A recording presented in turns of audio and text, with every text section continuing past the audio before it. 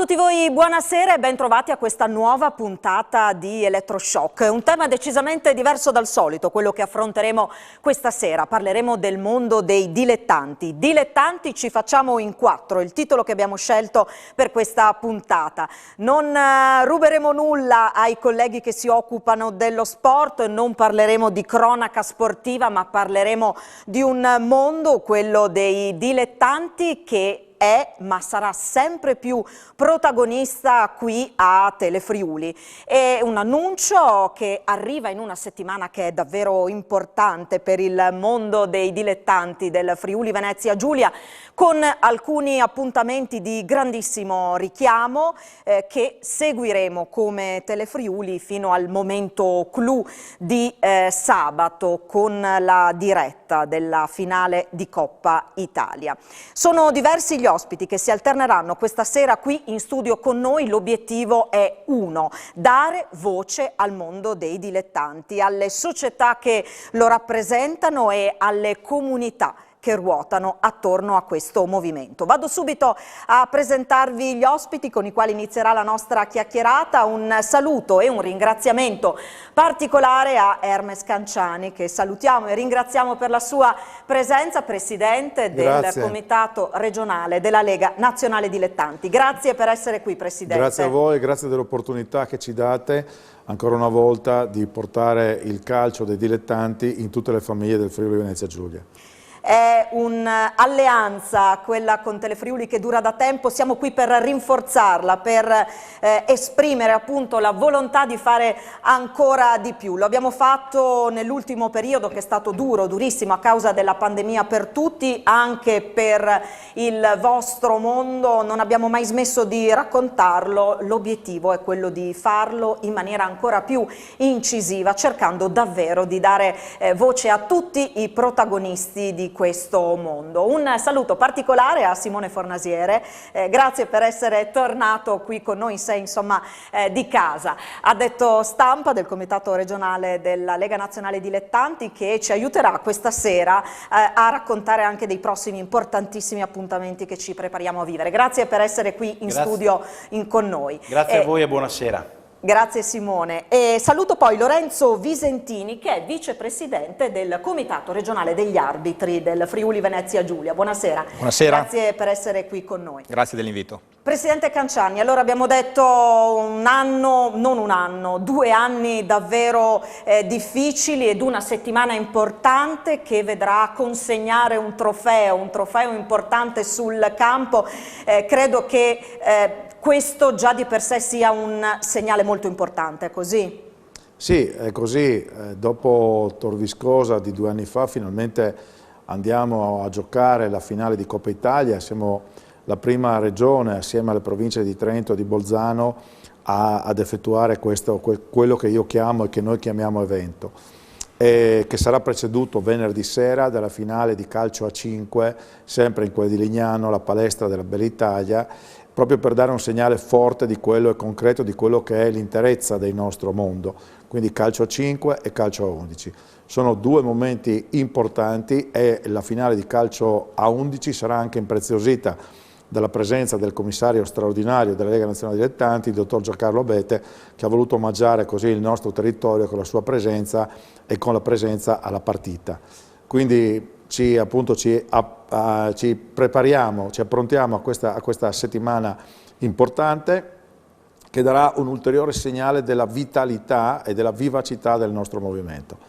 È stato molto difficile, è tuttora molto difficile, soprattutto a livello di settore giovanile, però noi con grande accortezza e con grande senso di responsabilità, e di questo devo ringraziare assolutamente tutti i presidenti e tutti gli addetti ai lavori, per fortuna stiamo finendo il girone di andata senza grandi scossoni.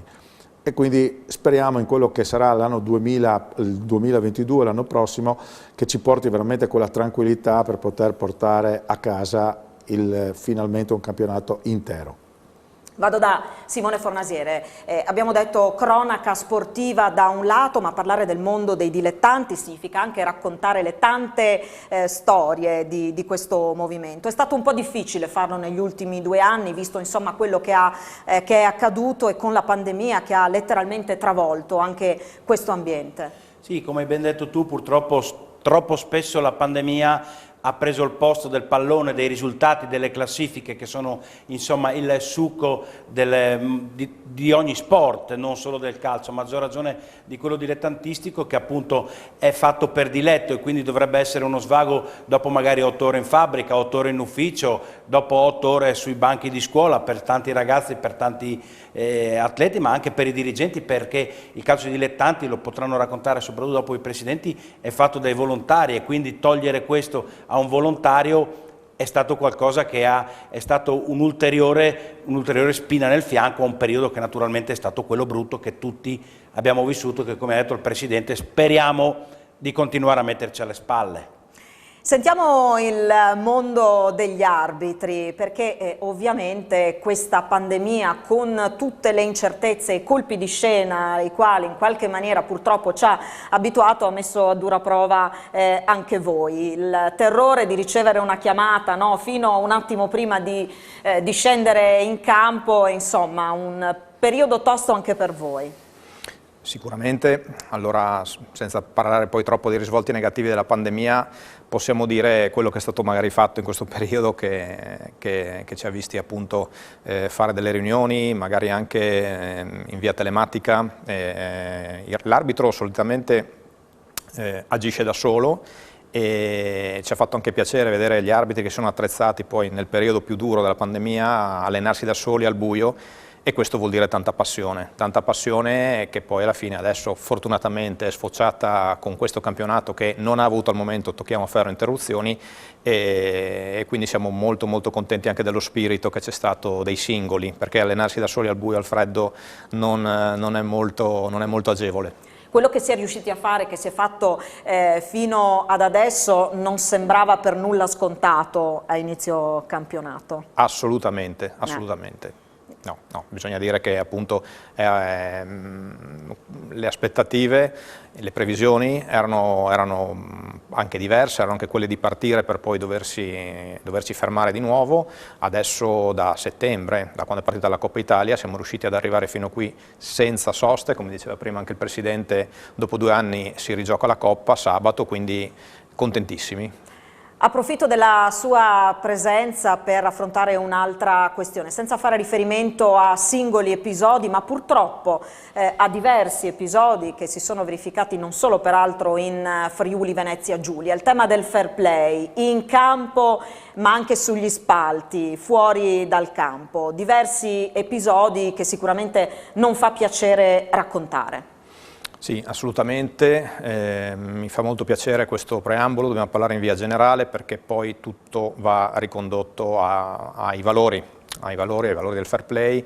Per quanto riguarda quello che accade sui terreni di gioco, l'arbitro è abbastanza pronto, per quanto accade fuori possiamo dire anche si prepara, ma dobbiamo anche ricordarci, secondo me, che molti arbitri che scendono sui terreni di gioco non hanno i capelli grigi come noi, non hanno le spalle larghe come noi, sono dei ragazzini ancora giovani che si stanno formando e soprattutto sono prima delle persone, prima di essere arbitri e di conseguenza non fa sicuramente bene poi inveire o accanirsi l'insulto ad un arbitro che sicuramente sbaglia, sicuramente abbiamo sbagliato, sicuramente sbaglieremo ancora.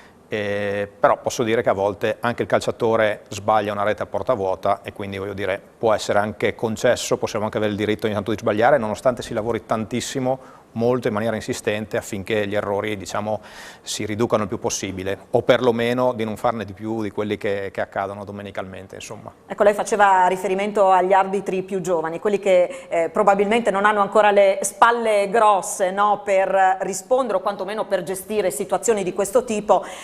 Insomma mi pare di capire che quello che lei ha detto è attenzione, che quando ci si accanisce contro un arbitro, quelli magari che non hanno ancora i capelli bianchi, c'è una prestazione in corso e appunto inveire contro un professionista significa in qualche maniera mettere in difficoltà quelli appunto che hanno meno esperienza, che devono ancora formarsi. È questo? Assolutamente sì, perché poi quando parliamo di un ragazzino di 14-15 anni ha la maturità di un ragazzino di 14 o 15 anni, di conseguenza anche la sua prestazione ovviamente potrebbe essere poi condizionata da questa sorta di pressione pressione che poi tante volte, voglio dire, non ha ragione di esistere, proprio perché sbaglia come sbaglia qualsiasi calciatore sul terreno di gioco, ecco. Quindi il mio pensiero è quello che va sicuramente fatta, questi episodi ci devono sicuramente riportare a scendere di un gradino, a fare una riflessione e a pensare che il nostro mondo dilettantistico, come diceva anche Hermes, con lui e la sua squadra abbiamo un rapporto ottimo sotto questo aspetto e siamo in totale sintonia, bisogna cominciare a pensare che siamo dei dilettanti con tanta passione, con tanti sacrifici da parte di entrambe le parti, però la comprensione dell'errore ci deve essere. Senza contare che poi appunto questi insulti, questi episodi spiacevoli non hanno ripercussioni solo sugli arbitri, ma sulle tante persone che frequentano i campi da gioco e sui ragazzini anche che su quel campo giocano e poi insomma ascoltano, sentono e tendono ad assorbire, no, atteggiamenti e comportamenti anche di chi tanto piccolo più non è. Sì, secondo me ci sono due effetti a questo, c'è quello che ha appena citato lei, cioè il rischio che qualcuno imiti queste cose che appunto dal quale ci si deve discostare, e poi mi capita spesso di sentire appunto domenicalmente, noi siamo sempre sui terreni di gioco, più di qualcuno che dice che preferisce stare a casa piuttosto di vedere certi spettacoli, a prescindere dal fatto che sia tifoso di una o dell'altra squadra, che sia più o meno amante degli arbitri e di quello che fanno, quindi c'è anche un rischio di allontanamento, sì. Disaffezione, che non è sicuramente quello che vogliamo, non sicuramente in questo momento.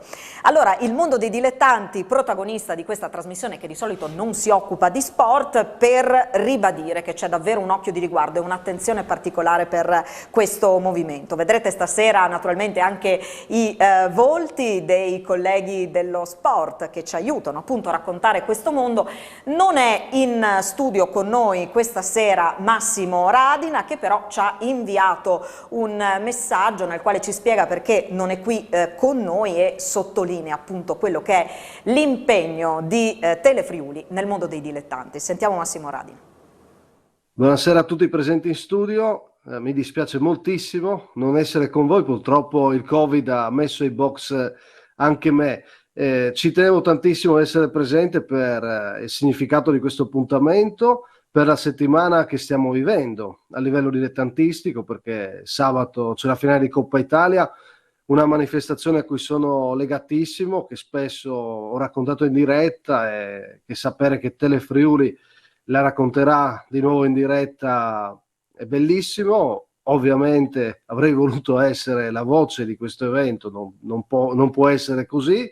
Anche perché ha un significato molto importante, perché i dilettanti tornano a consegnare un titolo sul campo dopo quasi 2 anni. L'ultima volta era il gennaio 2020, quando la Coppa Italia a Tor Viscosa la vinse la Manzanese. Ma sono partito da questo per dire che quello che ci piace è il racconto, le storie, abbiamo voglia di raccontare calcio dilettanti, non poterlo fare sicuramente mi fa un po' male, però la consapevolezza di poterlo continuare a fare in una maniera importante è quello che mi fa sorridere ed essere contento comunque, perché quello che faremo, soprattutto anche dal girone di ritorno in poi, sarà quello di essere fortemente presenti. Io, quando ho avuto la fortuna di tornare a Telefriuli, anche realizzare uno dei tanti speciali per i 40 anni dell'emittente, intervistai Mario Martini, lo storico presidente del calcio regionale, che fu anche il primo a dare i risultati su Telefriuli del calcio dilettanti. Sono sempre stato affascinato da questo binomio, ovvero territorio a livello di comunicazione, quello che rappresenta Telefriuli, ma territorio anche sportivo rappresentato alla grande dal movimento dilettantistico. Raccontarlo è una cosa molto bella, poterlo fare in una maniera nuova è la cosa che mi ha sempre spinto, e lo faremo ancora, lo saremo in onda ogni domenica, pensate, non solo con i risultati come storicamente si è sempre fatto, ma con i commenti e le immagini delle partite più importanti. Saremo in grado di dare i gol di 7, anche 10 partite a domenica. Subito potrete vedere le immagini, lo faremo ogni domenica e poi ogni lunedì abbiamo scelto questo nome Gol FVG perché i gol ritornano, ma poi ci saranno anche le parate e le altre giocate dei dilettanti appunto il lunedì con tutte le sintesi. È un grande impegno che è bello però che ci sia ed è bello che lo stiamo comunicando così. Ringrazio le società di eccellenza, 22 su 24, mancano solo Primoria e Tor Viscosa, ma non importa, che hanno creduto nel progetto che ho proposto e grazie a questo noi siamo in grado ora, oggi, di raccontare il calcio dilettante con le immagini, con tante immagini. Farlo su Telefriuli, naturalmente, è un valore in più. Vi ringrazio e buona finale al presidente Canciani. Io me la guarderò da casa su Telefriuli. Questo è quello che succederà sabato, Canciani, poi ci fermiamo per la pubblicità. Alle vostre spalle ci sono due marchi, Telefriuli e Lega Nazionale Dilettanti, a ribadire, no, questa collaborazione che speriamo si arricchisca di giorno in giorno. Abbiamo raccontato quello che già facciamo, ci piace insomma guardare in prospettiva, il fatto che anche oggi in studio ci saranno i presidenti di diverse società sta a significare quale sarà poi concretamente l'impegno. Ma guardando le immagini, guardando Massimo, ho fatto un flashback di quello che è stata la vita mia da dirigente federale. Ricordo la prima diretta e ricordo alcuni episodi molto belli, una finale incredibile a Cervignano con un tempo infame e ricordo momenti altrettanto esaltanti. Devo dire che Massimo è stato un po' è l'artefice di questo. Appena sono stato eletto presidente mi ha cercato, abbiamo condiviso dei percorsi, certe volte anche in maniera piuttosto accesa, però è uno di noi, è uno che ha nel sangue e nell'anima quello che è il calcio dei dilettanti e noi lo dobbiamo ringraziare per l'impegno che ci mette. Il fatto poi che ci sia questa sinergia fra noi e Telefriuli non mi fa altro che grande piacere, quindi ringrazio l'amministratore delegato, il dottor Di Leva, per la sua sensibilità e perché, come ha detto lei all'inizio, a me piace molto il fatto di poter dare voce e immagini ai nostri personaggi, a questi signori che ad esempio anche oggi, qui ce ne sono mi pare 7, che rappresentano tutte le categorie del nostro panorama, che rubano tempo e risorse alle loro famiglie, alle loro attività per dedicarsi a quello che è lo sport più bello e più amato del mondo, ma soprattutto per l'aspetto del volontariato, l'aspetto sociale, il fatto di avere settori giovanili e oggi poi avremo due, anzi 3 in realtà, rappresentanti di questo mondo, fa sì che appunto le attività che noi svolgiamo siano veramente molto molto importanti e soprattutto qualificanti, perché significa educare i nostri figli a quelle che sono le regole e a quelli che sono i comportamenti che un domani poi dovranno avere come uomini e non più come ragazzi. Grazie intanto al Presidente Canciani, facciamo una brevissima pausa per la pubblicità, poi di nuovo insieme.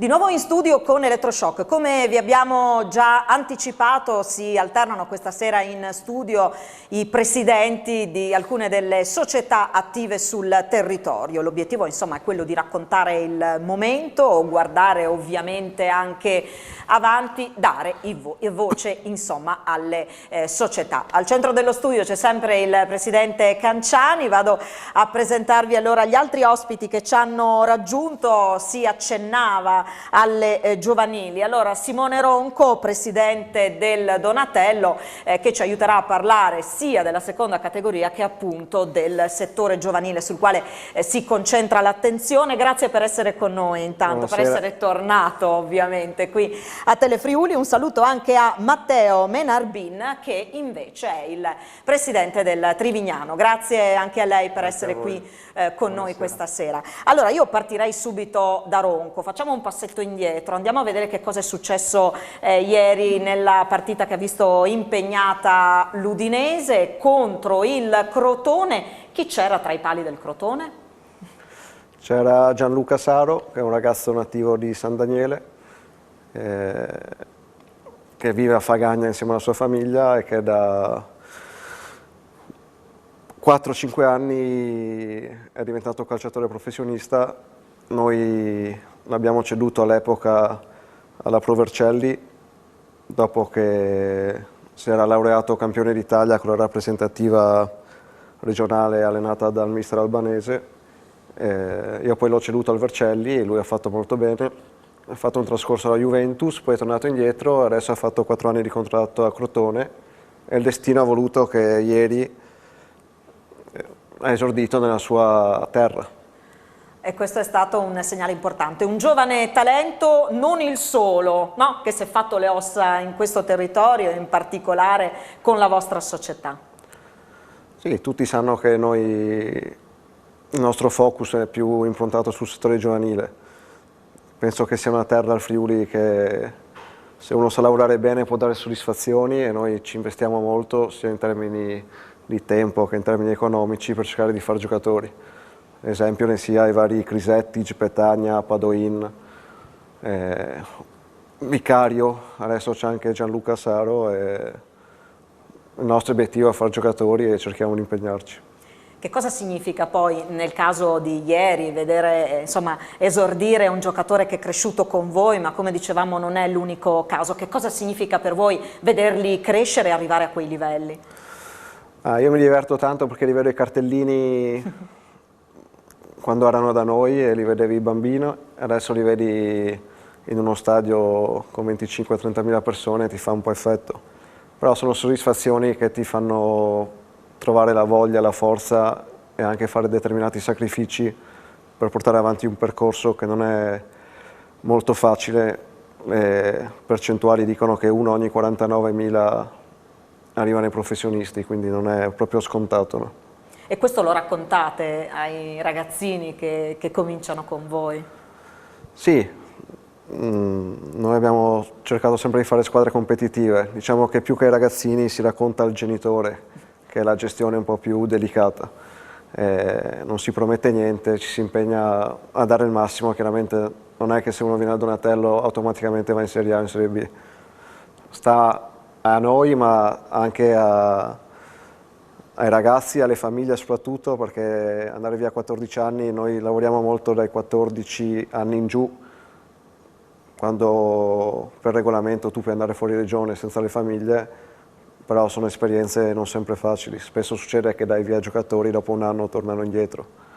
Quindi è un lavoro abbastanza difficile da organizzare, anche da portare avanti, però questi cartellini che vedo adesso scorrere, sì, fa capire che cerchiamo di fare un bel lavoro.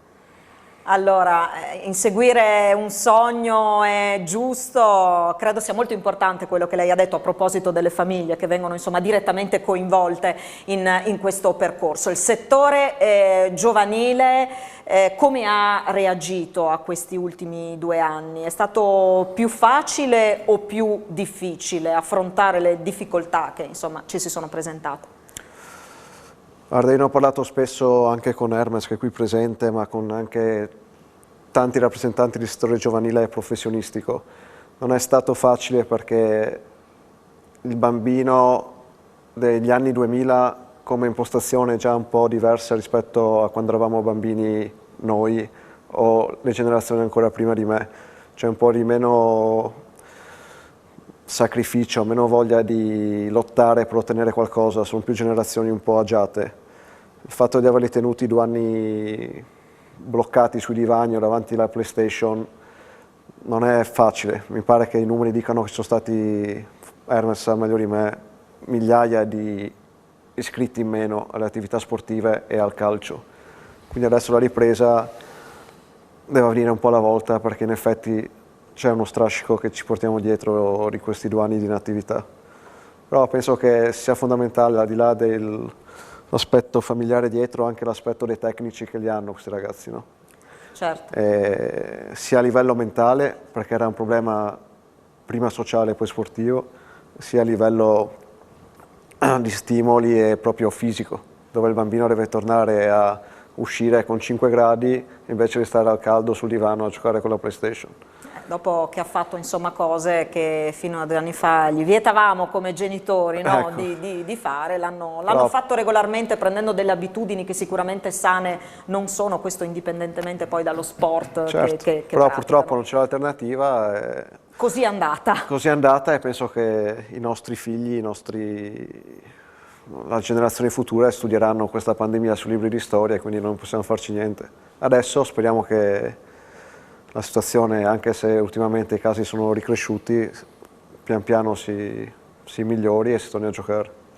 Presidente Canciani, recupererei questo concetto. Qui non si tratta solo di ripartire o di andare avanti, ma c'è anche qualcosa da ricostruire, no? Con particolare riferimento proprio ai più giovani, che sono quelli che inevitabilmente hanno patito di più questa pandemia.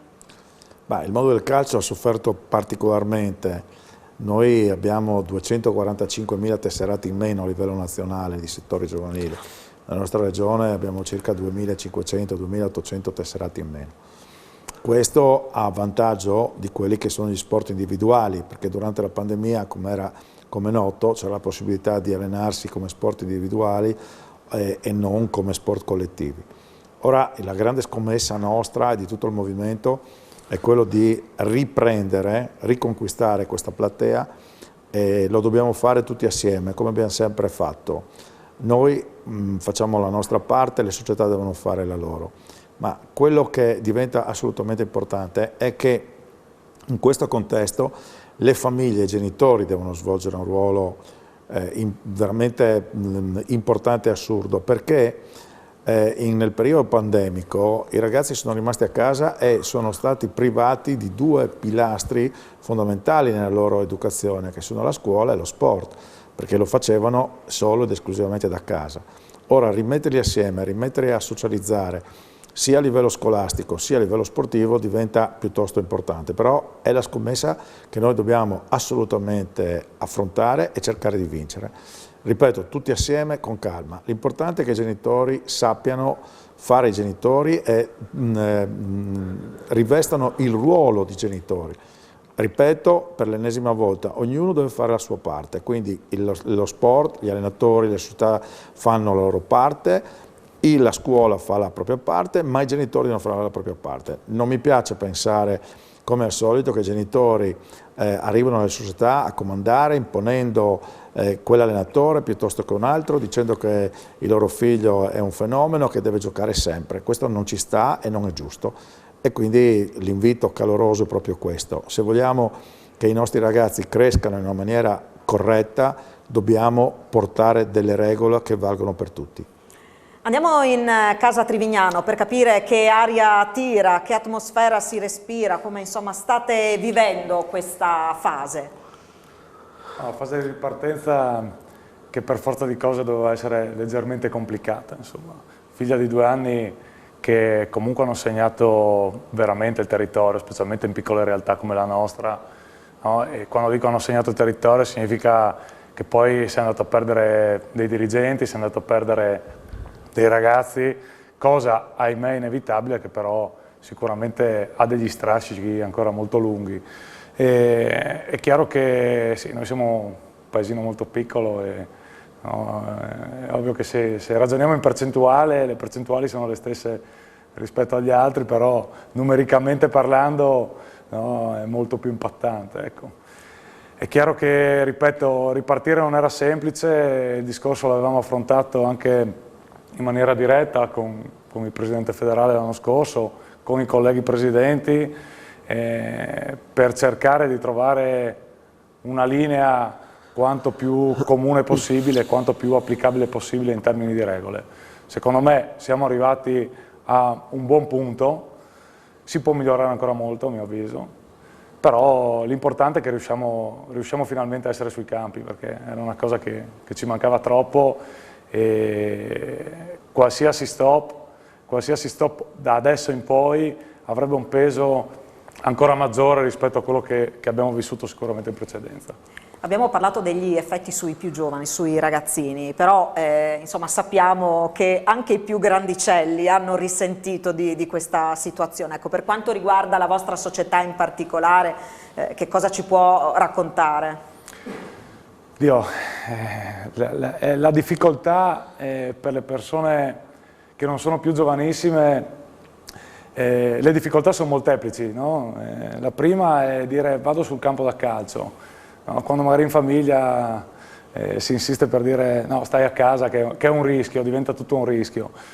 La seconda, che purtroppo, ahimè, noi anche quest'anno abbiamo avuto due lutti importanti in società, di 2 persone che hanno fatto il calcio non solo di Trivignano, ma hanno fatto il calcio della regione Friuli-Venezia Giulia. 2 persone due personaggi storici della società Trivignano che purtroppo sono venuti a mancare, al netto del Covid che non c'entra nulla, e che sicuramente ci hanno lasciato da un lato degli insegnamenti importanti, ma dall'altro un vuoto veramente grande, ecco. E quando i numeri sono piccoli le figure carismatiche sono importanti, no? Perché fanno da traino in generale e appunto il venir meno di queste figure poi rischia veramente di creare un vuoto. C'è la responsabilità di riempirlo e anche la difficoltà però, no? Di farlo. Resta, come si diceva, un'eredità che è importante portare avanti poi. Sì, è un'eredità importantissima, però di base si porta avanti veramente ciò che queste persone hanno trasmesso nel tempo e ciò che hanno seminato nel tempo, perché la verità è che poi, l'abbiamo detto anche alla commemorazione che abbiamo fatto 15 giorni fa, c'era presente anche il Presidente qui, Canciani, alla fine possiamo parlare di risultati, di esoneri, di classifiche, di visioni di un giocatore, di un ragazzo più bravo, meno bravo, che va nei professionisti, non va nei professionisti, però poi alla fine quello che resta sono i rapporti sociali. Cioè noi facciamo calcio dilettanti e i rapporti umani sono la base.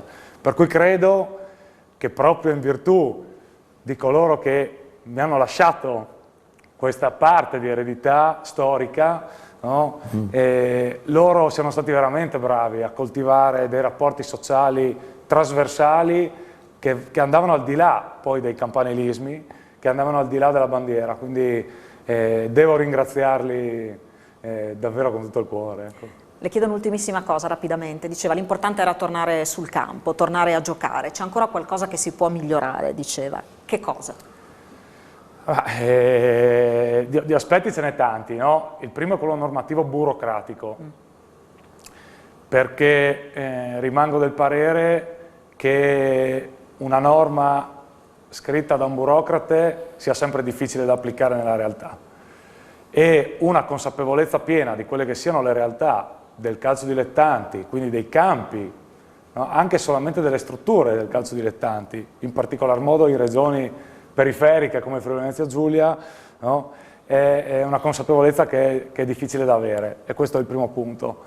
Il secondo punto è che paghiamo, ahimè, secondo me, quella che è stata la situazione degli ultimi 2 anni in termini di organizzazione dei campionati, no? E se vogliamo fare un piccolo accenno per esempio all'accorpamento seconda terza, su quale io avevo un'idea ben chiara dal principio, che poi è la stessa idea del Presidente federale alla fine, no? Ma non l'ho vista di buon occhio, non la vedo tuttora di buon occhio.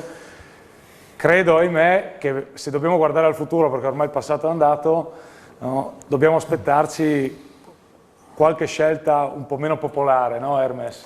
Per ristabilire un equilibrio che porti ad avere qualità.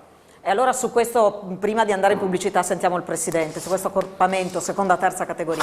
Io ho sempre sostenuto che le categorie devono esistere perché esiste la meritocrazia.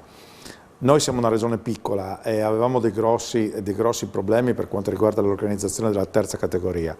Eravamo arrivati a un punto dove avevamo 30 società che rischiavano di farsi il giro del Friuli Venezia Giulia, quindi da Muggia fino a Maniago, per un campionato che era l'ultimo della categoria. E quindi c'è stata una pressione molto forte affinché venissero accorpate queste società alla seconda categoria, creando che cosa? Creando dei gironi omogenei, quindi creando un sacco di derby, un sacco di incontri fra appunto società limitrofe che sì fanno bene alla cassa, fanno bene al movimento, fanno bene a quello che può essere l'aspetto sociale, però dal punto di vista tecnico, dal punto di vista sportivo sicuramente non aiutano.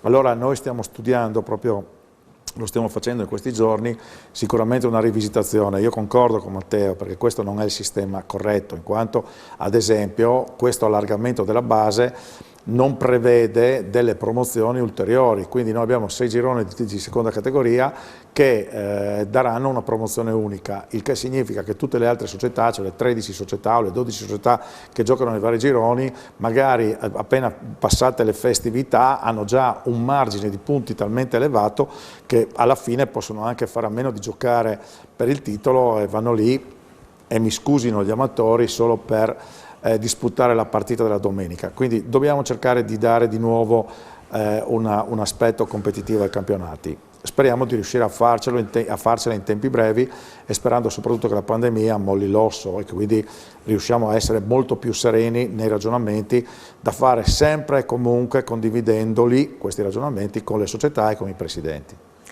Ci fermiamo per la pubblicità, tra poco.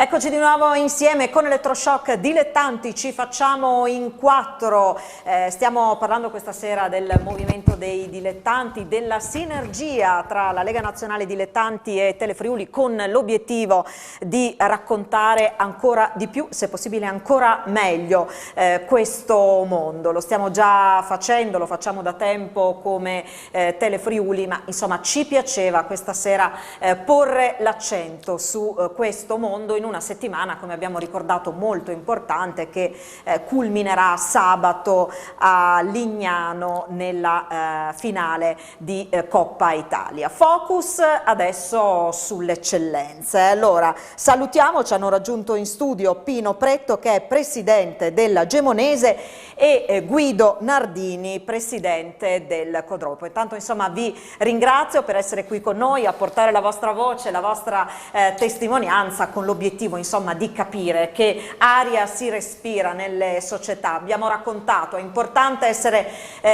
riusciti a ripartire, è importante essere arrivati fino a qui senza i temuti stop, però insomma adesso c'è da lavorare oltre che da incrociare le dita. Allora partirei con la Gemonese per capire insomma un po' come ho chiesto anche agli altri colleghi, fare un po' il punto della situazione, capire come si sta vivendo questo particolare momento. Buonasera a tutti. Beh, no, è stato difficile ripartire sicuramente perché sono stati 2 stop tra l'altro, no? Perché il primo stop l'abbiamo fermato l'anno scorso a febbraio e poi a ottobre e quindi questo tira molla è stato molto difficile, soprattutto parlo a livello del settore giovanile. Perché poi in prima squadra, bene o male, si riusciva sempre a far quadrato. Nel settore giovanile invece tanti bimbi e tante mamme, tanti genitori avevano anche la preoccupazione di mandare al campo i bimbi e questo non è stato facile perché distanziamenti, poi tutta una serie di circostanze che preoccupano le famiglie e questo ha portato sì a un certo... come diceva anche prima il Presidente Tanzani, a un certo numero di ragazzi che sono venuti meno. E quindi anche ci sono state delle defezioni? Ci sono state delle defezioni, un po' penso sì alla Gemonese, ma penso in tutto il Friuli, in generale in Italia poi con i numeri che ha detto poc'anzi il Presidente. Come si guarda avanti però? Perché l'importante è quello, no? Sì, si guarda avanti con fiducia perché dobbiamo far sì che...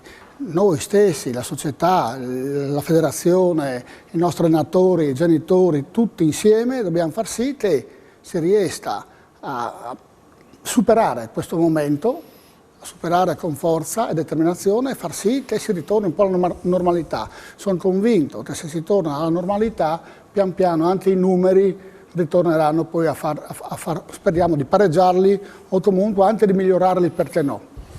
Si è parlato prima, i suoi colleghi accennavano prima, c'è sicuramente la parte sportiva, importante, importantissima, in questo movimento c'è tutta la parte legata così al sociale, all'aspetto sociale. Questo lo si vive, lo si respira moltissimo nel dopo partita, nel contesto degli allenamenti e nel contesto, insomma, tutto quello che succede fuori dal campo, certo. Poi che è un aspetto vitale, oserei dire. Guardi, dopo 23 anni di Presidente forse posso dirlo con certezza, la cosa che manca di più, perché alla fine si va in giro per i campi, ci si ritrova, si trova tanti amici, tante persone che comunque hanno la stessa passione e magari si può perdere una domenica, si può vincere, l'arbitro, il rigore, tutto, però alla fine, come diceva prima il presidente del Trevignano, rimane questo aspetto che è bellissimo e fondamentale per il calcio dilettanti, perché il volontariato, il fatto di trovarsi e di mettere l'anima per questa cosa, la passione, è quello che traina tutto il movimento.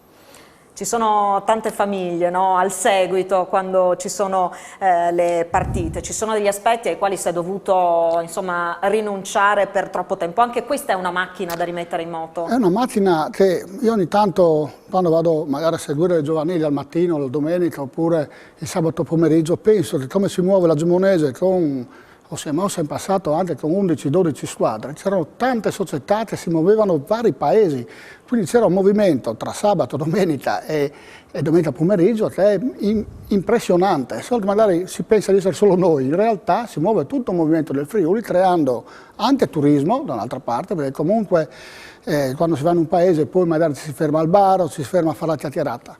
Questo è una cosa che secondo me è mancata molto a tutti. E dobbiamo, ripeto, fare di tutto per rifarla ripartire e noi dobbiamo essere bravi a far capire a tutti che con le norme e comunque seguire un certo protocollo piano piano dobbiamo uscirne.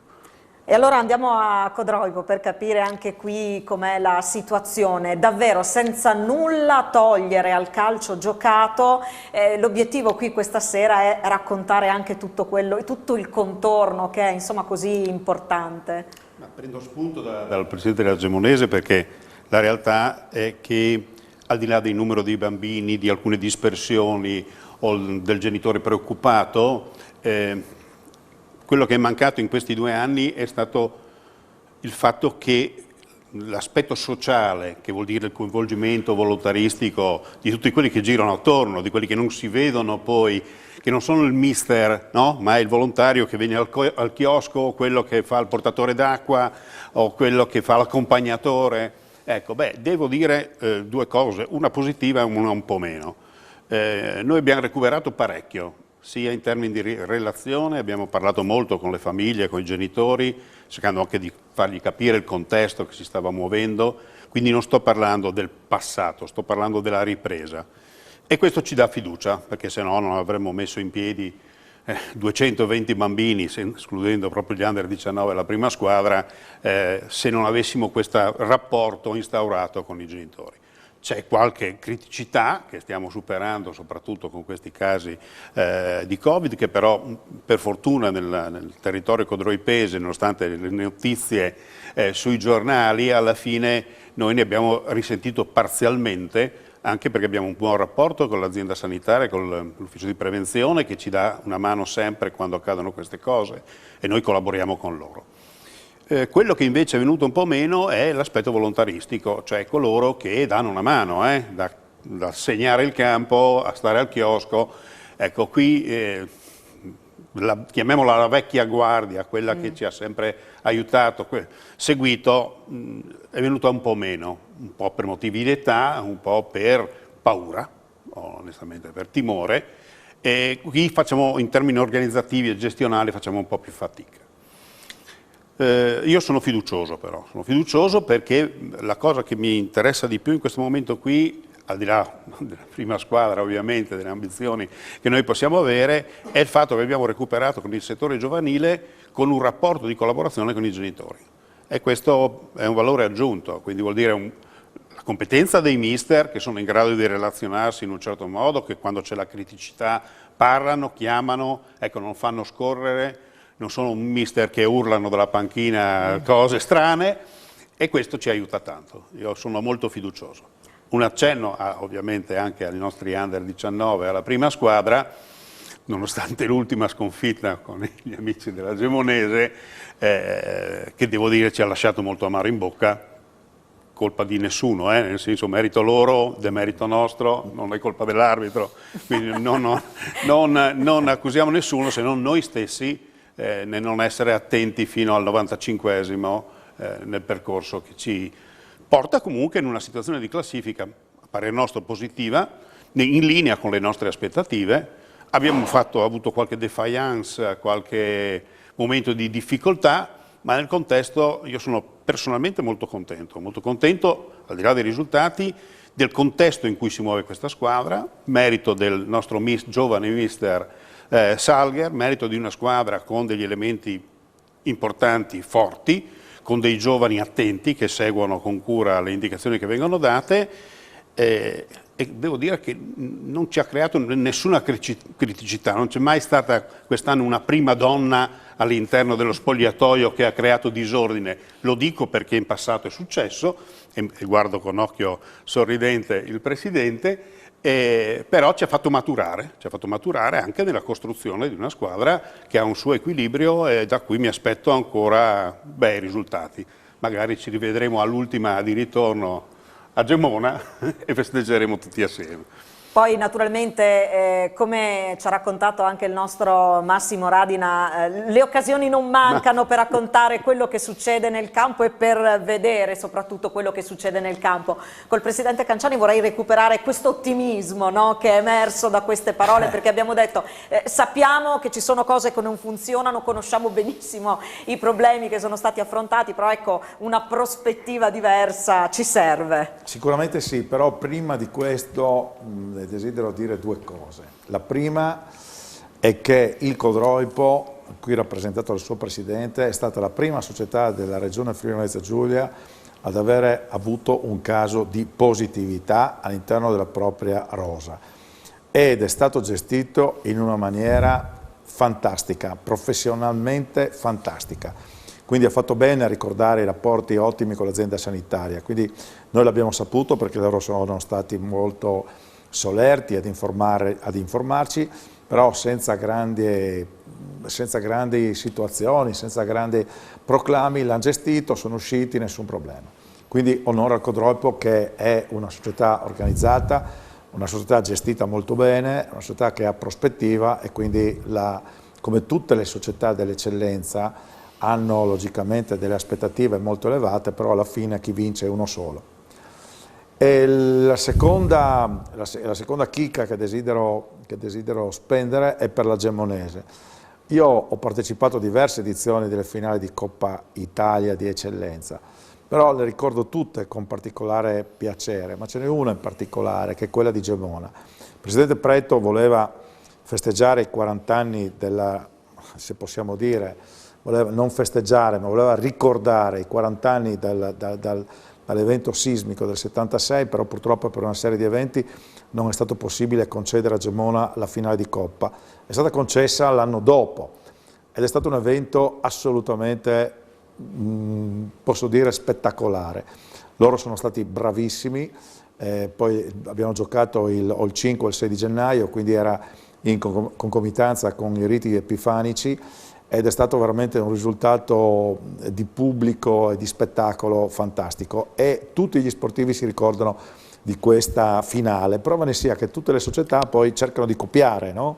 Pino Preto, che è una persona molto molto puntuale, precisa.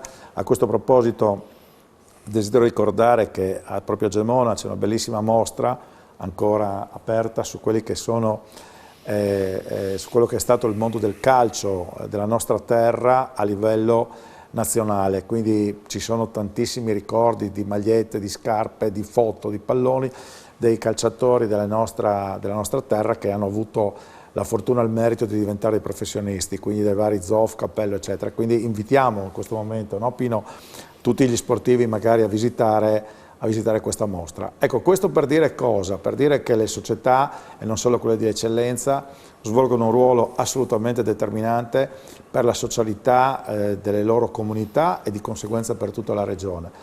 Hanno fatto bene sia il Presidente Trivignano ma anche il Presidente Preto a ricordare questo episodio. Adesso guardiamo il Presidente Peruzzo, al quale rivolgiamo un caloroso saluto e un in bocca al lupo per le sue condizioni di salute. E dicevo, questo aspetto sociale diventa fondamentale per le comunità e per l'aggregazione. In un mondo dove ci si allontana sempre maggiormente, dove ci si rinchiude in se stessi, il fatto di poter appunto trovarsi al termine di una partita, il fatto di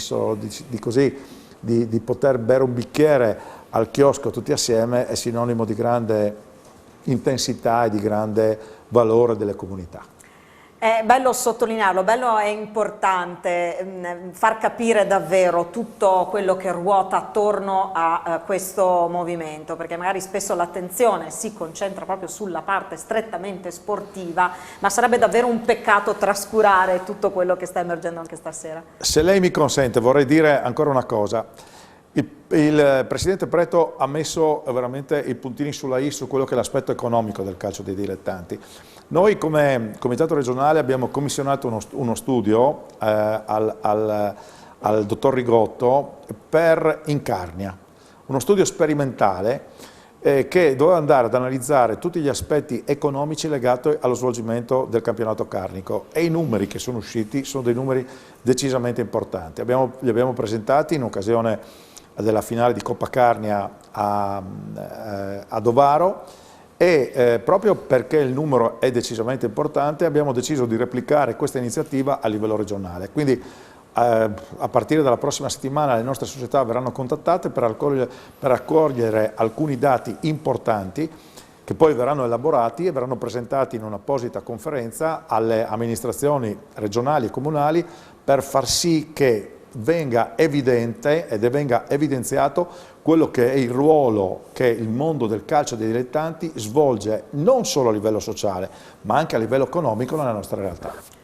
E questo andava sottolineato. Sì. L'attenzione di Telefriuli anche su questo sarà elevata, un'attenzione che è ormai quotidiana anche per il mondo dei dilettanti grazie al nostro notiziario sportivo. Vi avevo detto che avremmo visto i volti noti dello sport di Telefriuli, allora ci colleghiamo con lo studio qui accanto dove c'è per noi Francesca Spangaro. Buonasera Francesca.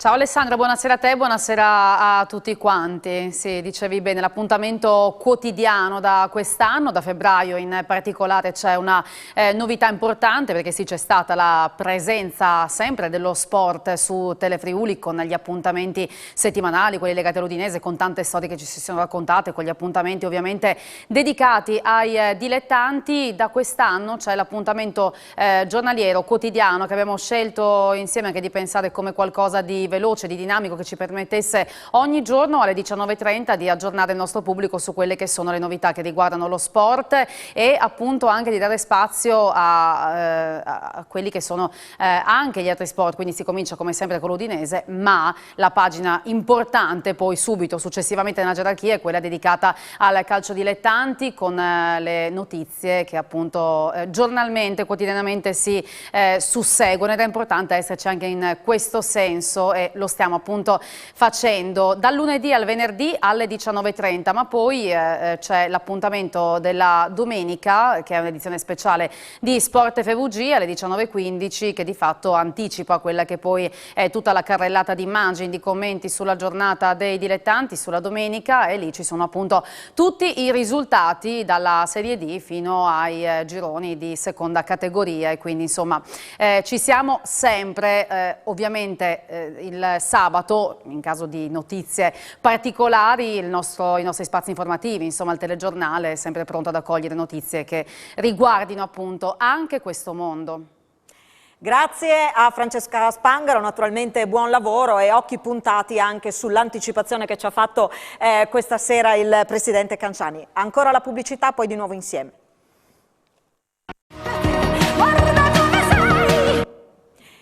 Eccoci di nuovo insieme con Elettroshock, protagonista al mondo dei dilettanti questa sera, e allora spostiamo l'attenzione alla promozione, lo facciamo con la Buiese, che è rappresentata in studio dal Presidente Olindo Peretto. Buonasera, grazie per essere con noi. Buonasera, grazie a voi.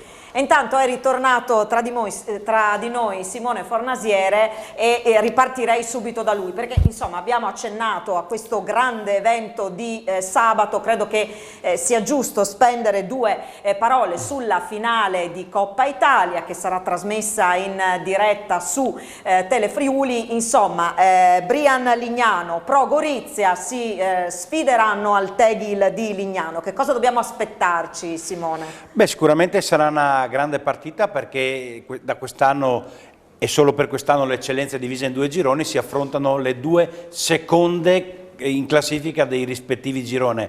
Hanno chiuso entrambe al secondo posto il girone di andata, quindi sicuramente una sfida tra squadre ambiziose, tra squadre che vogliono ben figurare. Chiaramente il Brian Lignano vuole provare a diventare anche profeta in patria, perché si gioca appunto allo stadio di Tegel di Lignano, ma la Pro Gorizia vuole ricordare a tutti che insomma porta il nome di un capoluogo di provincia, porta il nome di una società che ha conosciuto anche il professionismo anni fa e che forse, magari non nell'imminente futuro, ma in futuro certamente sì, vuole tornare a guardare a questo lido, al lido che sia oltre regione. Però chiaramente il Brian Lignano vuole confermarsi una squadra in ascesa, perché già prima della fusione avvenuta qualche anno fa il Brian di Precenico era arrivato alla finalissima di Coppa Italia, perdendola al primo anno di eccellenza. Lignano ha una storia tutta sua, lo dice il nome, insomma non lo devo certo spiegare io, per cui io credo che sarà una grande sfida in una cornice di pubblico che sarà, in una cornice che sarà spettacolare, perché si gioca al Tegel di Lignano, che è la casa del Pordenone che fa la Serie B, quindi troveremo un manto erboso praticamente perfetto, un contorno con tribune e addirittura una curva che possono ospitare tanta gente e anche in sicurezza, perché dà la possibilità anche di distanziarsi, e in questo periodo non è proprio una cosa secondaria, e quindi credo che ci siano tutti gli ingredienti per una grande finale. La diretta televisiva poi credo sia la ciliegina sulla torta di quello che è il vero evento per il campionato di eccellenza, perché poi nel corso della stagione ci saranno anche le finali di Coppa di tutte le altre categorie, ma naturalmente proprio per regolamento l'eccellenza deve correre da sola, perché poi la vincente andrà ad affrontare la fase nazionale con tutte le vincenti delle Coppe Italia regionali delle altre regioni, passatemi il termine. Ricordiamo il fischio d'inizio?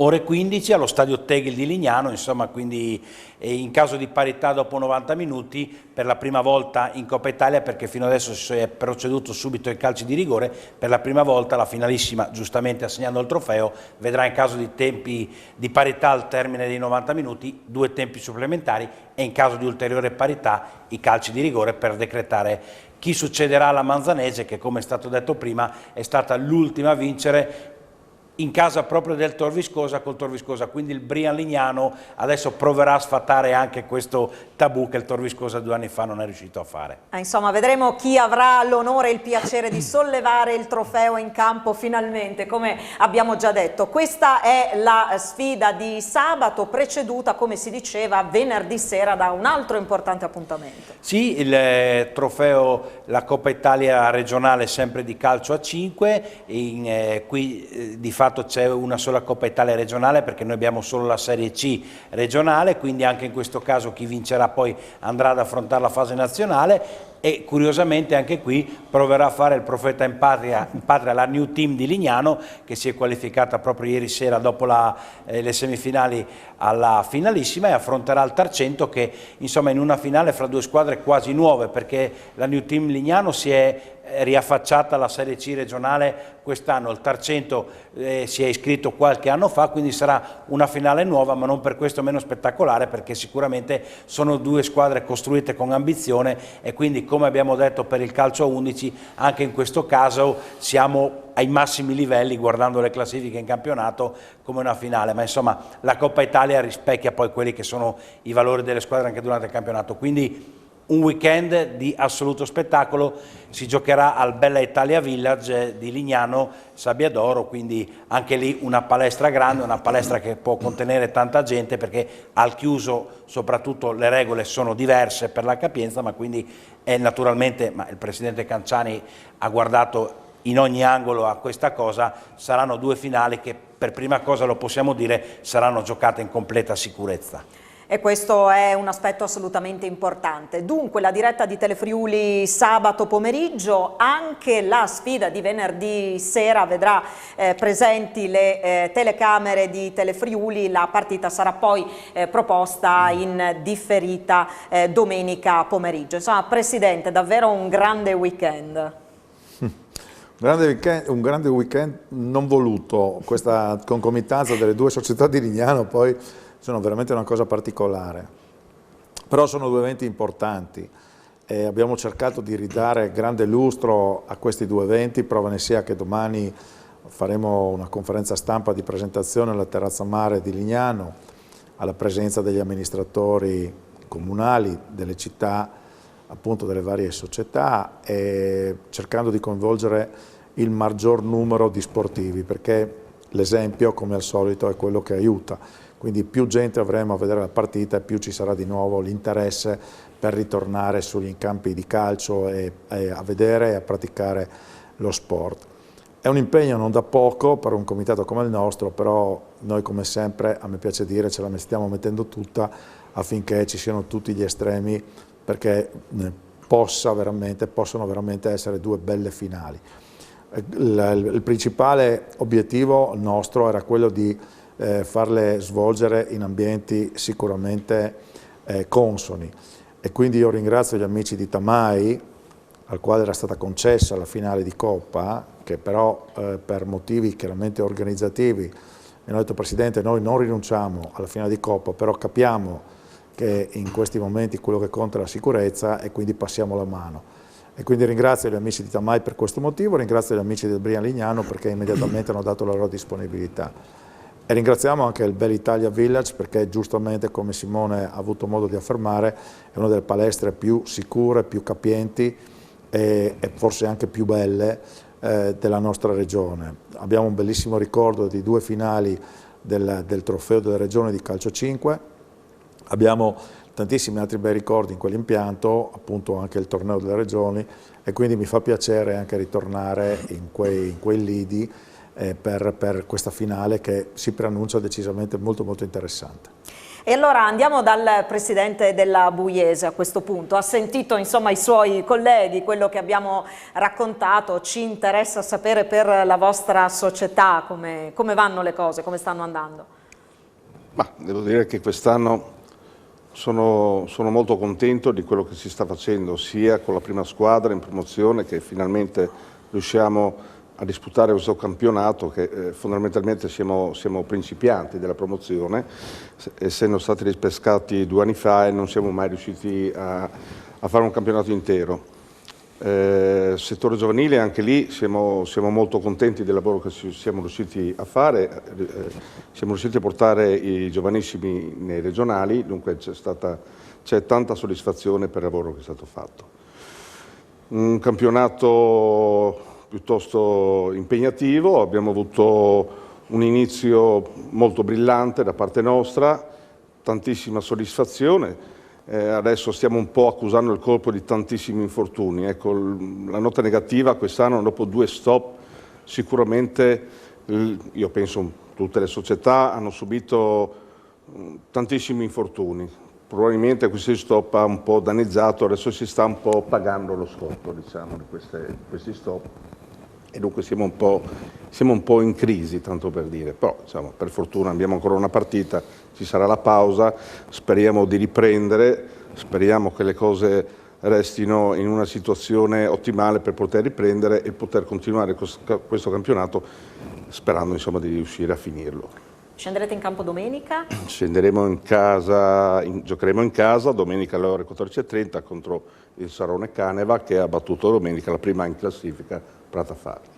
Ecco, ci vuole raccontare, visto che l'abbiamo chiesto anche agli altri colleghi, un po' l'atmosfera che si respira anche fuori dal campo, tra i vostri sostenitori. Abbiamo raccontato dei volontari, no? Che qualcuno dice quest'anno ci mancano un po'. Com'è la situazione da voi? Ma questo io penso che sia un problema un po' per tutte le società. Sicuramente c'è un risentimento, nel senso che si è perso un po' qualche aiutante per la paura, e secondo me è stato un po' fisiologico, no? Insomma, specialmente delle persone che hanno un'età un po' importante.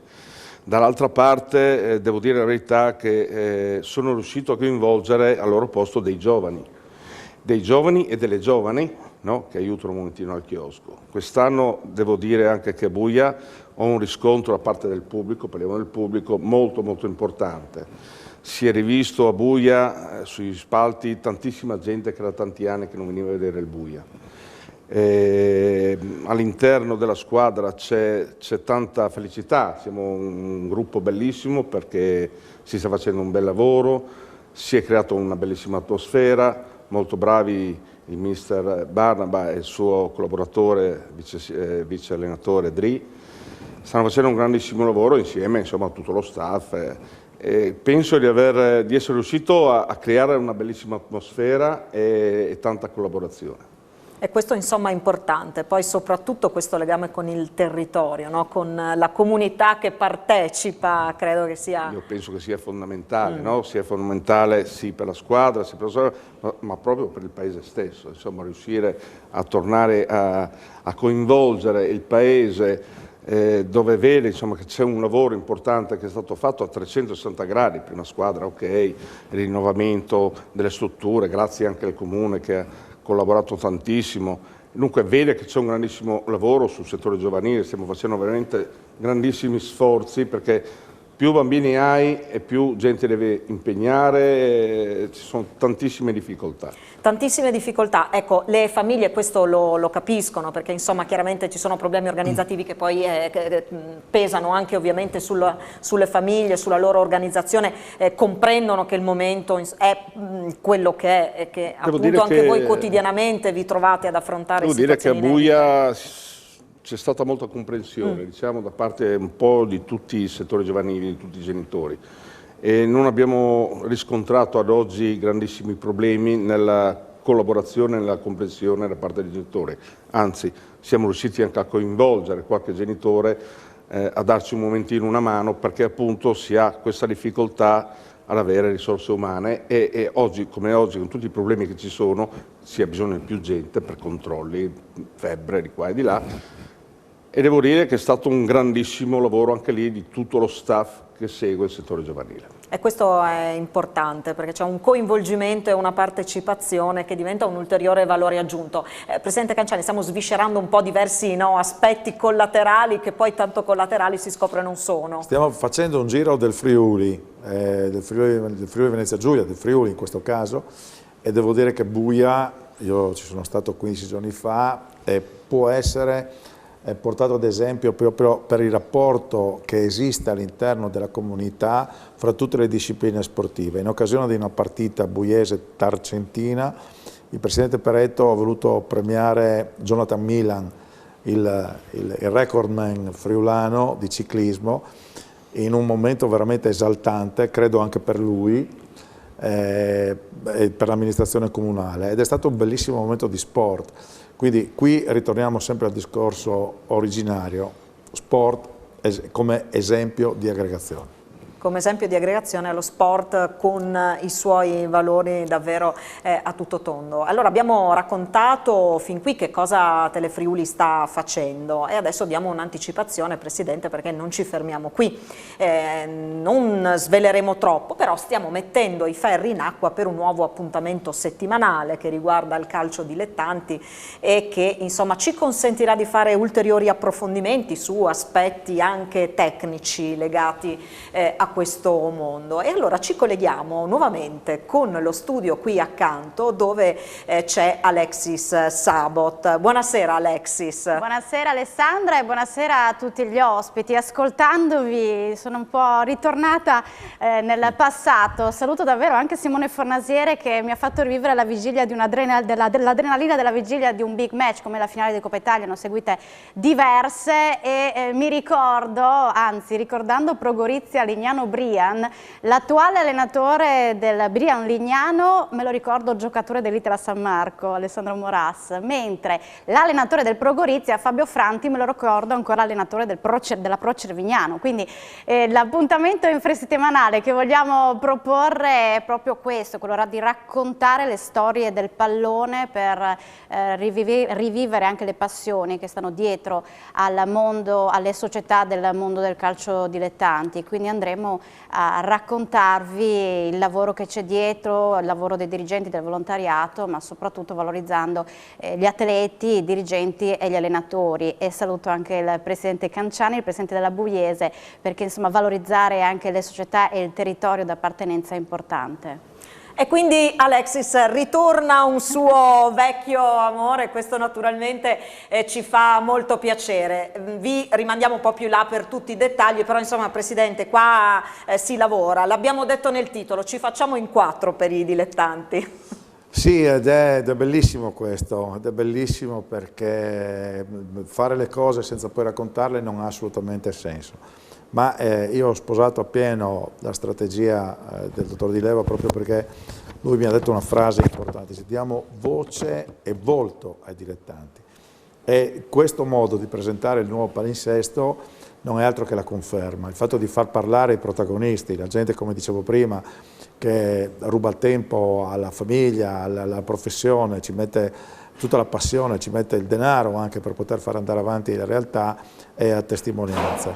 Quindi benvengano queste storie che a noi piacciono molto e che rappresentano uno spaccato di quello che è la realtà della nostra regione e delle nostre comunità.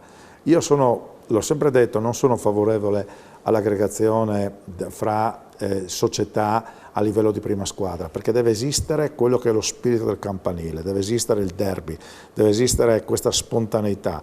E vedo che si sta ritornando verso questa aspettativa, perché è bellissimo capire che in una società, non vedere che in una squadra ci sono i ragazzi del paese e che giocano contro i ragazzi di una squadra vicina che però è altrettanto. Quindi tutti gli sfottò, tutta l'attesa diventa veramente qualcosa di bello, e quindi grazie appunto anche a Telefriuli, con questo bellissimo spaccato, con questi racconti di quello che io posso chiamare storia di uomini e di calcio del nostro territorio. Beh, insomma, d'altronde la competizione, quando è sana, fa assolutamente bene, diventa un valore e un valore aggiunto. E a proposito di storie, ne abbiamo ancora qualcuna da raccontarvi, lo facciamo dopo la pubblicità.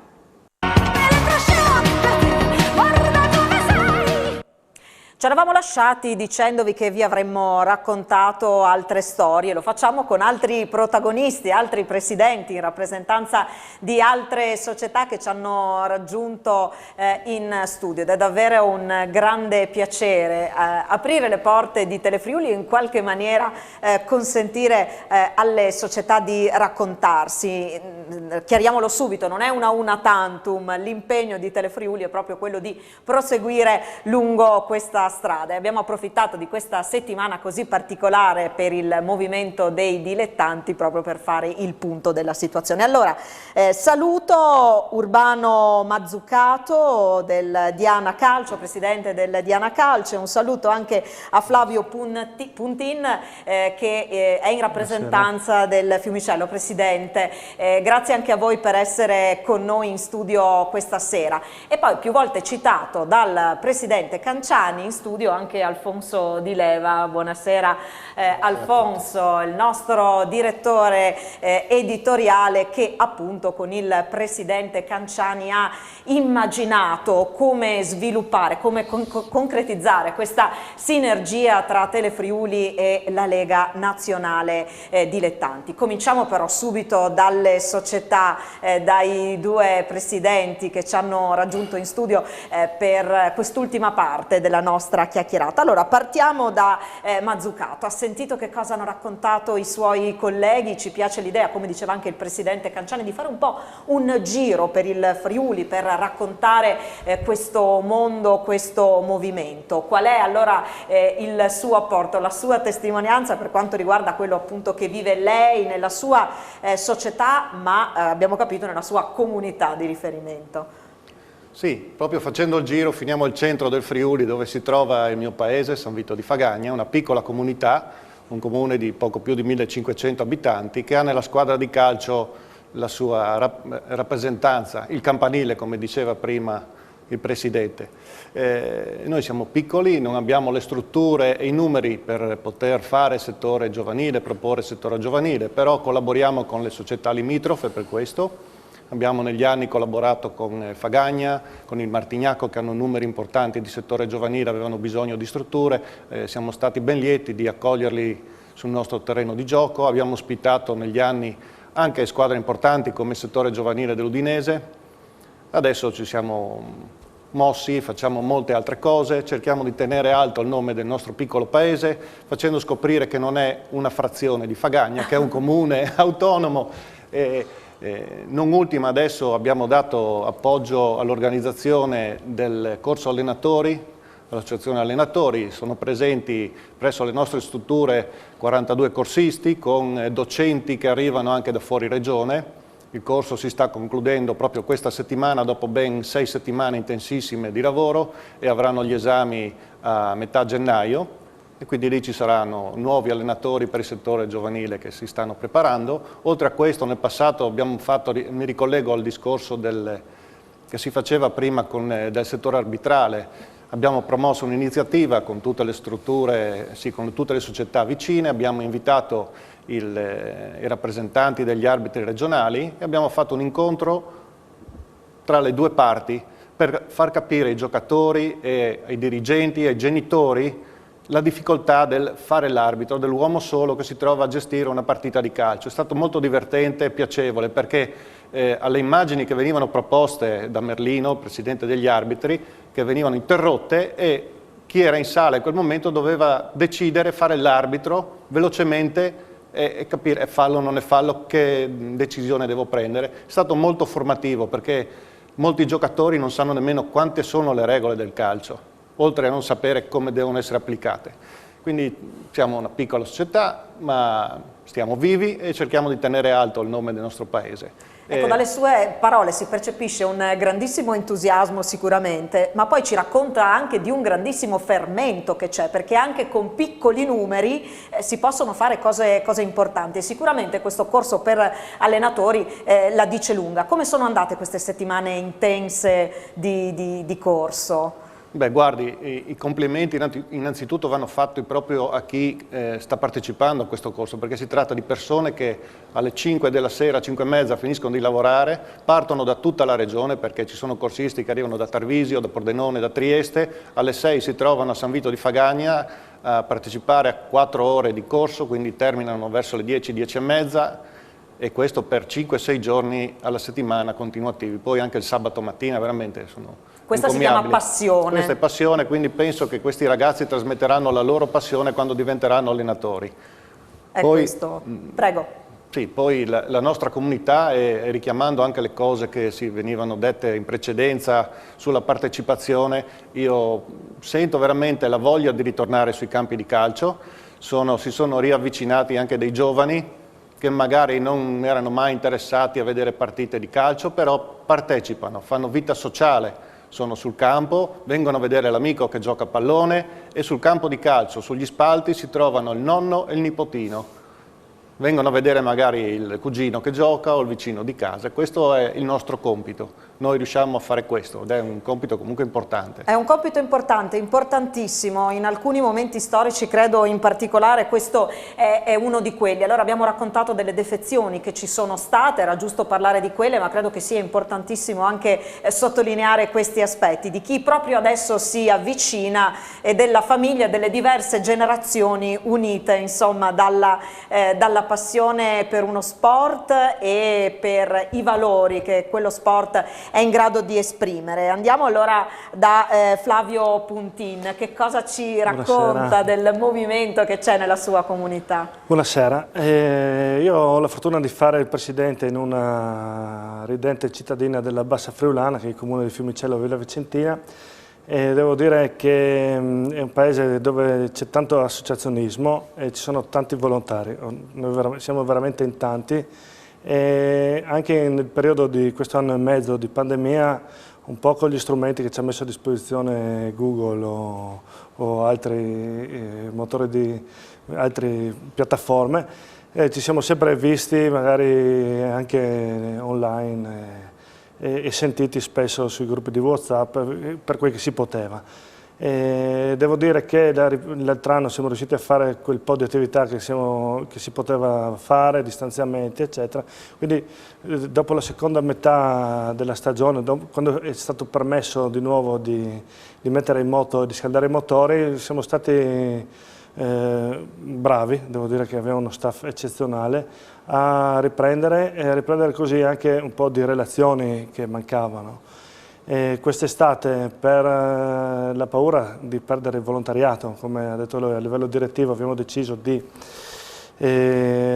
fare la festa delle pesche, che è una famosa festa delle pesche di Fiumicello, solo per asporto. insomma, ci siamo inventati in cucina, lì ci siamo trovati in tanti a fare questo servizio, portavamo per le case piuttosto che dei ragazzi con i motorini o con le biciclette portavano ai signori anziani la grigliata piuttosto che quello che era. E lì si è messo in moto tutto questo meccanismo che sembrava che non fosse mai successo niente. Poi devo dire che siamo ripartiti ad agosto lì con tutte le attività di camp e quello che si poteva permettersi di fare, e con le preparazioni in tranquillità, serenità. Devo dire anch'io la parte ringraziare tutti i genitori che ci hanno dato un supporto eccezionale, hanno capito che in inverno non si poteva fare la doccia e quindi venivano a prendere i ragazzi con la coperta piuttosto che altro, hanno capito le problematiche quando si sospendeva perché c'era qualche caso positivo nelle scuole, eccetera, e soprattutto un grandissimo complimento allo staff degli allenatori. Noi abbiamo uno staff prestigiosissimo per quel che ci riguarda, tutti i giovani del paese che hanno sposato la causa. Sono proprio lo staff che tutti i presidenti vorrebbero avere, e questo è importante perché un presidente o un direttivo, se non ha la gente sul campo piuttosto che le ragazze del chiosco, come diceva Hermes, o chi fa le righe in volontariato, è difficile sostenere il tutto, e soprattutto avendo tanti ragazzi come noi abbiamo più o meno 250 tesserati, quindi ce n'è di lavoro da fare, ci districhiamo su 3 campi, quindi insomma qualcosina stiamo facendo, e devo fare i complimenti a tutto staff, giocatori, allenatori e paese, soprattutto anche l'amministrazione comunale e gli sponsor che abbiamo, sono sempre presenti, ci danno una mano spettacolare. Insomma, mi pare di capire che anche in questo caso il rapporto stretto e diretto con la comunità è insomma un aspetto fondamentale. Alfonso, quello che possiamo dire dopo aver sentito i racconti questa sera è che veramente questo è un movimento, è un mondo che ha tanto da dire e che nasconde, diciamo così, molte storie che credo sia interessante riuscire a cogliere e poi poter raccontare. Un piccolo assaggio di quello che si può fare, insomma. Assolutamente, hai usato la parola giusta. Ogni volta che mi avvicino a questo mondo dei dilettanti io resto senza parole, perché è un mondo assolutamente incredibile e fantastico. Lo voglio dire ai telespettatori che ci seguono ora da casa. Bene, si parla tante volte di territorio e comunità.